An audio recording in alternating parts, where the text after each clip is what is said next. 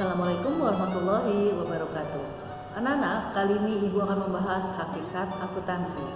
Setelah melihat video pembelajaran ini, diharapkan anak-anak dapat memahami sejarah akuntansi, menjelaskan pengertian akuntansi, menyebutkan tujuan akuntansi, dan menjelaskan peran akuntansi. Baik, akuntansi merupakan salah satu ilmu paling tua yang dikenal manusia.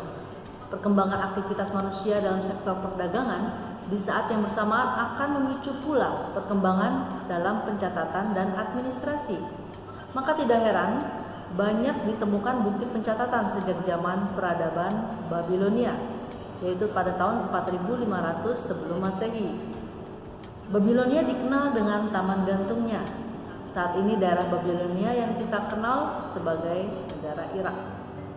Pencatatan akuntansi pun telah dikenal kerajaan Mesir sejak tahun 2250 sebelum Masehi. Ini terlihat dari peninggalan-peninggalan bangsa Mesir. Perkembangan sistem ekonomi Islam telah melahirkan ilmuwan Islam pertama yang menulis karya ilmiah tentang akuntansi, yaitu Syihabuddin An-Nuairi pada tahun 733 Hijriah atau tahun 1355 Masehi. Metode-metode pencatatan yang telah berkembang di tengah peradaban Islam pun mulai bersinggungan dengan para pedagang di kawasan Mediterania. Melalui pedagang-pedagang Muslim yang berekspansi di Eropa, terjadilah transformasi pengetahuan.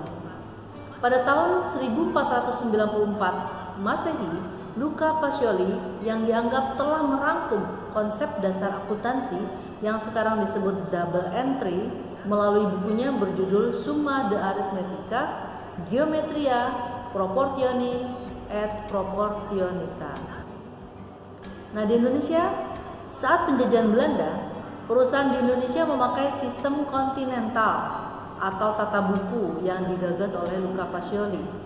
Kemudian sistem pembukuan di Indonesia berganti dari kontinental menjadi Anglo-Saxon karena pada tahun 1957 terjadi peristiwa konfrontasi Irian Barat yang melibatkan Indonesia dan Belanda, sehingga seluruh pelajar yang berada di Belanda ditarik dan melanjutkan studinya di berbagai negara termasuk Amerika.